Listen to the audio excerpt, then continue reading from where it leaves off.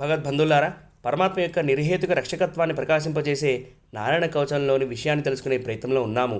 నిన్నటి రోజున మత్స్య వామన నారసింహ అవతారాల రక్షకత్వాన్ని సంబంధించిన శ్లోకాలను తెలుసుకున్నాము.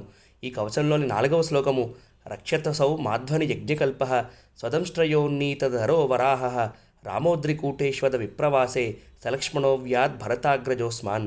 శ్రీమన్నారాయణుడు యజ్ఞవరాహమూర్తిగా అవతరించి ఈ భూమండలాన్ని తన దంతములపై ధరించాడు. ఆ స్వామి మార్గములయందు నన్ను రక్షించుగాక, పర్వత శిఖరములపై పరశురాముడు రక్షించుగాక, ప్రవాస కాలంలో లక్ష్మణ సహితుడై భరతాగ్రజుడైన రామచంద్రస్వామి నన్ను రక్షించుగాక అని ఈ శ్లోకానికి ఉన్న అర్థం. రక్షకత్వానికి కేర్ ఆఫ్ అడ్రస్ ఎవరు అంటే రామచంద్రస్వామి. సకృదేవ ప్రపన్నాయ తవాస్మితది యాచతే అభయం సర్వభూతేభ్యో దదామ్యేతత్ వ్రతం మమ అని ఈ శ్లోకాన్ని రామచంద్రస్వామి చెప్పిన చర్మశ్లోకంగా చెబుతారు పూర్వాచార్యులందరూ కూడా.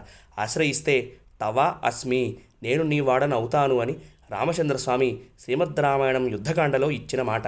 5వ శ్లోకము మాముగ్రధర్మాత్ అఖిలాత్ ప్రమాదాత్ నారాయణ పాతు నరశ్చహాసాత్ దత్తస్త్వయోగాదద యోగనాథ పాయాద్గుణేశ కపిల కర్మబంధాత్.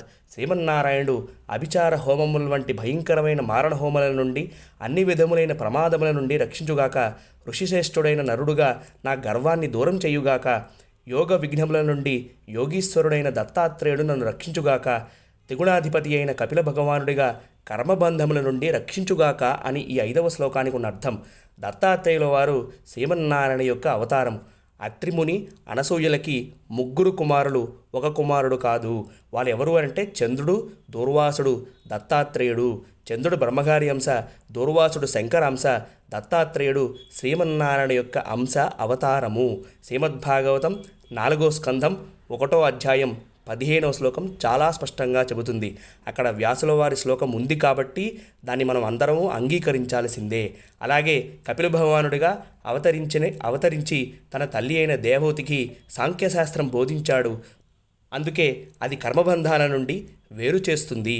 ఈ నారాయణ కవచంలోని ఇంకొన్ని శ్లోకాలని రేపటి రోజున తెలుసుకోవడానికి ప్రయత్నం చేద్దాం. అంతవరకు హరే కృష్ణ, జయ శ్రీమన్నారాయణ.